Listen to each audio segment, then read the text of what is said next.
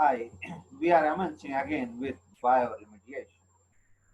In our various classes, we have talked about bioremediation, which is a chapter and a component of environmental microbiology and public health, as well as it is a part of the environmental biotechnology.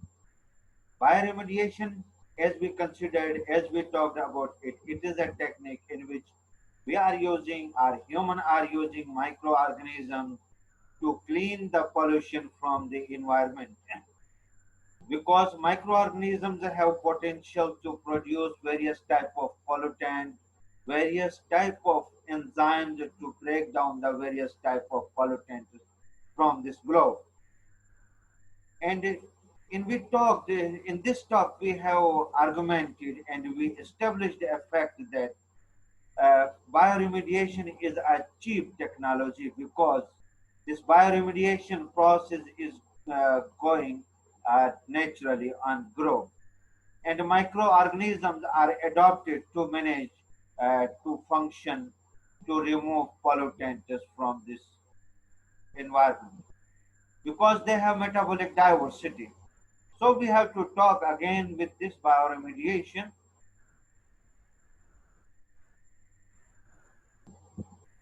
And we also talked the mechanism of the bioremediation in which microorganisms are producing certain enzymes which are breaking down the complex structure of pollutant and converting them into simplest form or less toxic form.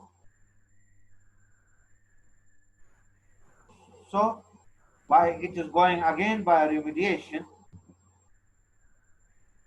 What type of treatment technologies are in use to remove contaminants from the environment? If we are talking about environmental microbiology, we must be ensured that another which type of activities and techniques are applicable are used throughout globe to remove the pollutants from this planet, from the earth, from the environment. Because environmental health is most important for the living organism, especially for the human being. If environmental health is not good, and we never can expect the people and the living organisms who are living in that environment, their health will be good. If there are pollutants in an environment, directly or indirectly, but by various means, they are affecting the life on this globe. So in this regard, we have many techniques. Over here you can see soil vapor extraction, the pollutant where pollution has occurred, we are trying to convert it into vapor and to transfer it from that surface to air. We are using air sparging. We are introducing air for oxidation as well as to increase microbial population. Bioremediation process in which we discussed in detail thermal absorption, soil washing, chemical dehalogenation, soil extraction, in situ soil flushing. If you will see over here in this slide, most of the techniques except the bioremediation all are have more limitations as well as these are much expensive. Soil vapor extraction, we need special technology. Air sparging, we need mechanical support. Thermal desorption, we need uh, much energy. Soil washing also cost, having high cost. Chemical dehalogenation also need cost and other secondary consequences, chemical consequences. Soil extraction, others are most expensive except bioremediation because bioremediation is naturally ongoing process on this globe to clean the environment.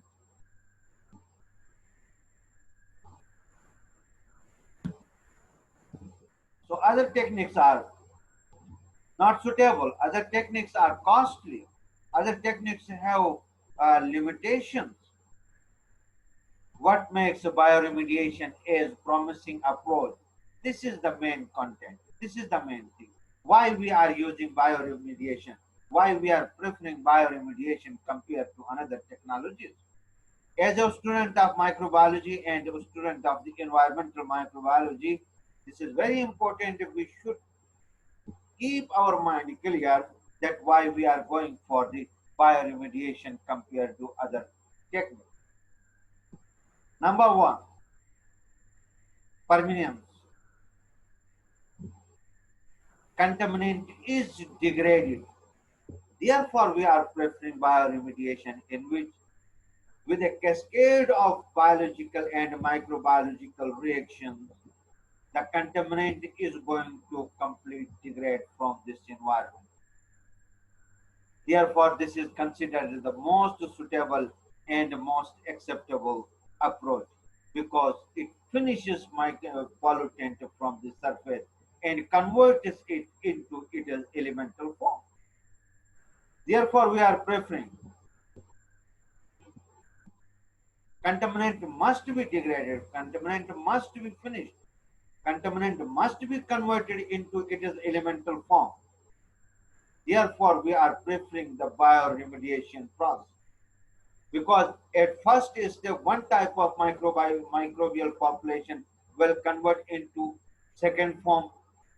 There, another microbial enzymes will react and will convert into another form, and gradually at last it will be converted into elemental form as we discussed in types of pollutants, where we have discussed about the example of the benzene, example of the toluene, and some another compounds, where initial form was converted into middle form was converted into tertiary form was converted into last linear form, and last in elemental form.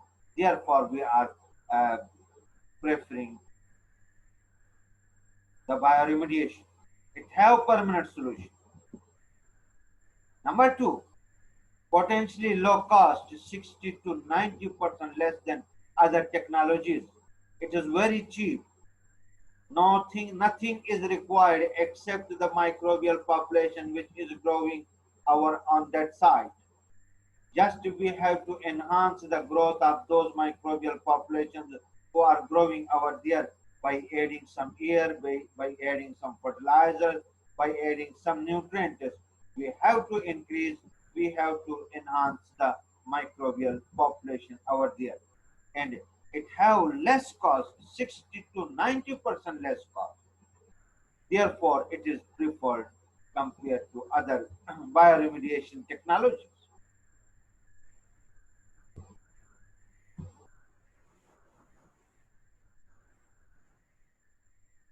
Economics of in situ versus ex situ bioremediation of contaminated soil. So here we have to understand two things. We have discussed in another slide, in another lecture, in situ and what is our ex situ. In situ means, please be clear, in situ means treatment of pollutant at the place where accident happened, where pollution is present on environment, that is called in situ bioremediation. In situ bioremediation is treatment of pollutant at the site of the environment where pollution is present, is called in situ bioremediation. And ex situ bioremediation means transfer that soil, that environmental uh, sector to the treatment site, to other place, that is called ex situ. Suppose there is a field where pollution happened, where accident or oil spill happened, we must have to load that soil in trucks and another vehicles to transport to the site where we want to treat that contamination. So that is called ex situ bioremediation. So these two are same same activity, all are bioremediation, but in situ is treatment of pollutant at the site where pollution happens, and ex situ transfer of the polluted material towards the site of the treatment means to another place. Cost of treating contaminated soil in place means in situ bioremediation is $80 to $100 per ton in situ. If you want to treat pollution at that site where pollution happened, so that is having cost $80 to $100 per ton, and the cost of excavating and trucking contaminated soil off for incineration is $400 per ton. So ex situ bioremediation is have high cost. Therefore, people are not preferring ex situ bioremediation because we have to excavate that soil, we have to dig that soil, we have to load that soil on trucks, we have to transport that soil to the treatment site, we have to offload that soil, and we have to treat that soil. That can increase more than $400 per ton. So people are not preferring ex situ bioremediation. Our 90% of the chemical substances classified as hazardous today can be biodegraded. So bioremediation is most acceptable, suitable technique because it can degrade almost 90% of the chemical pollutants can degrade. So most of the elements are coming, most of the pollutants are coming in 90%. Only 10% which are xenobiotic and some elements. For that we can use the phytoremediation process. Our xenobiotics are some elements which are easily not degradable, or some recalcitrant pollutants for which we can use another strategies. But for more than 90% pollutants, we can use bioremediation. So bioremediation is most acceptable and most suitable and affordable technique to treat the pollutants on globe Earth.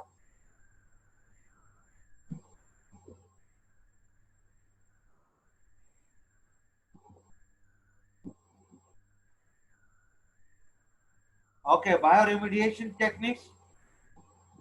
There are four types of bioremediation techniques. Number one, natural attenuation. We will talk on it in detail.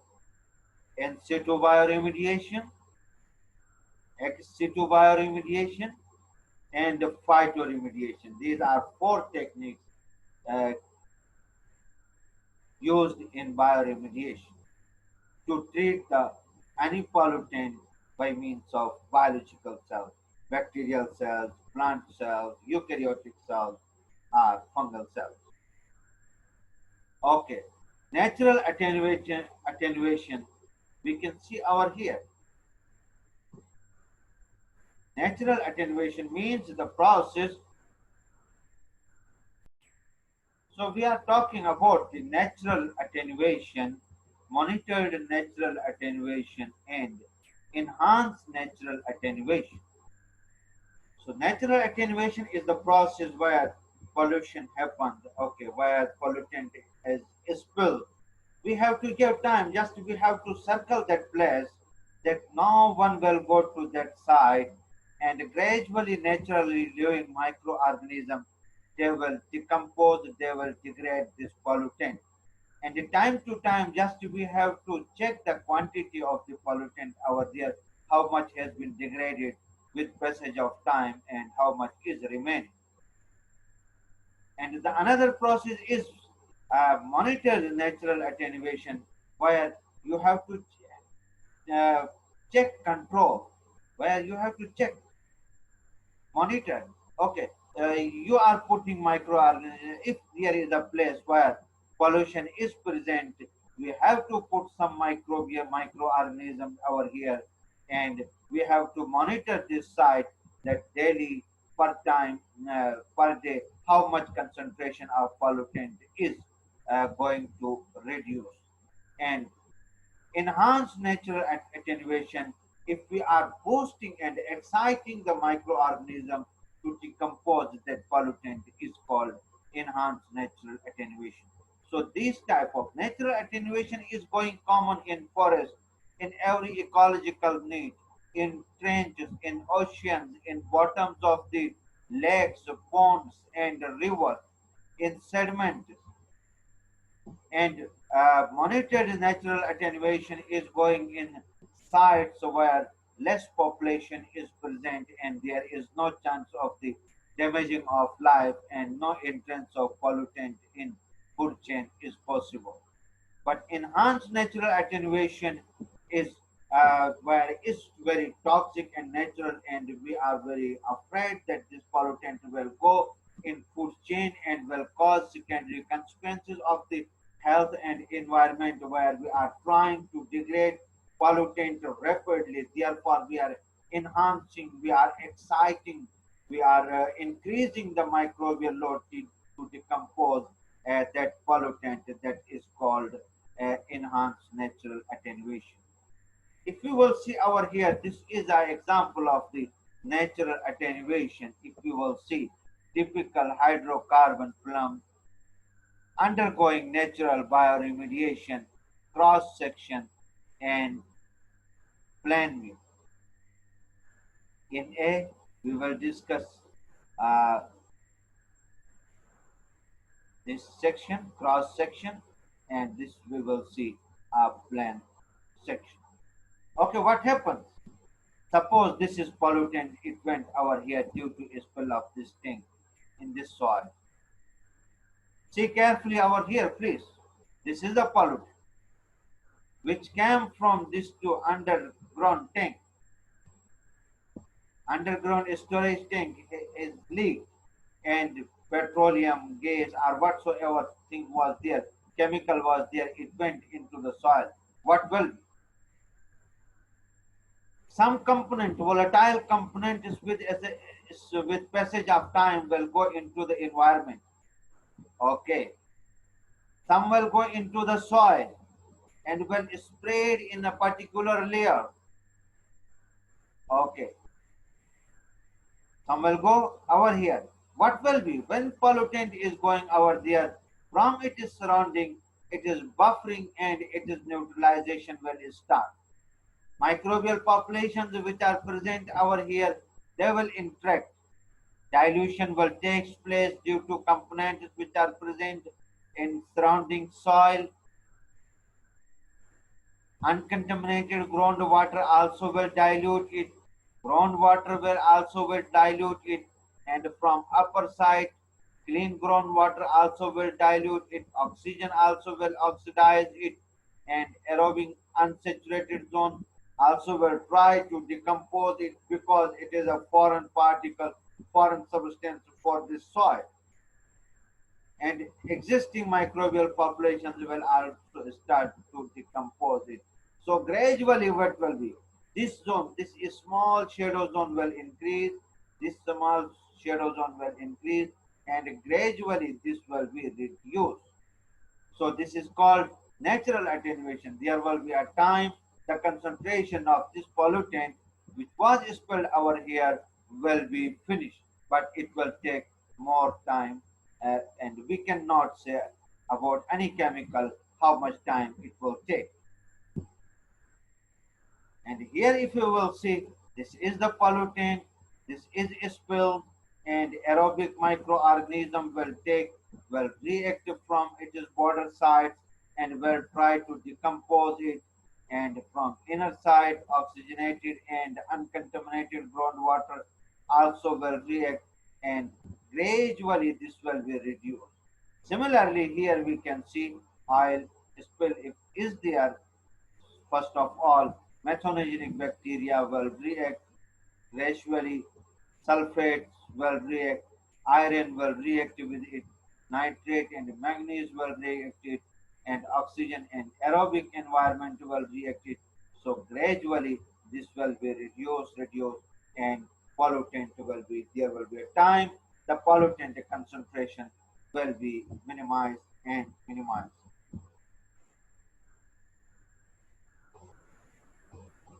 So Another technique we can use the bioventing. This is typical bioventing system in which what we are doing. Suppose there is a pollutant inside of the soil. Okay. Due to leakage of any underground tank, this chemical went into the soil. We want to remediate it. We want to clean it because if we will not clean it, what will be? This will go into the water and will cause secondary uh, consequences, contaminated soil. Okay, here we are digging monitoring points, monitoring two wells. One well near to the contaminated site, and another well after some specific distance.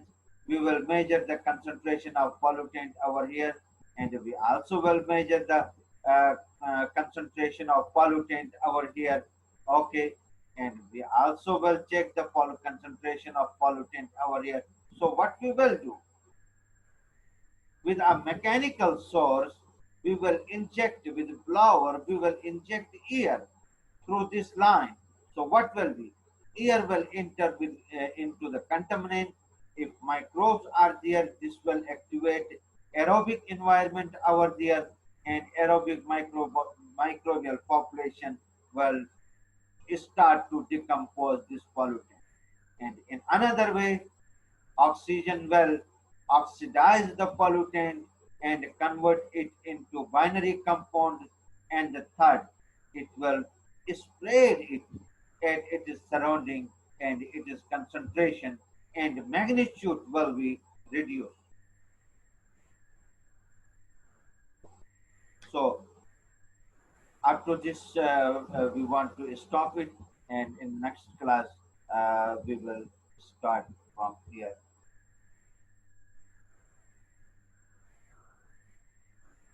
So here we talked about the types of the bioremediation. Why we are using bioremediation? This was the main thing. We are using micro bioremediation because it is cheap. It have no secondary consequences, and it is easy. And more than 90% pollutants can be degraded through this bioremediation technique. And we are going to study more bioremediation techniques in which we discussed bioventing to clean the pollutant inside of the soil. How we can do? We talked about it. You have to go through Prescott and environmental microbiology to read it in detail. I hope you will try to understand. You will read. You will discuss with book. You will discuss with your friends. You can discuss with your instructor, and you can find a good solution. If you will not read, you should promise and you should believe on it that you never can learn anything good. Thank you. Have a nice time.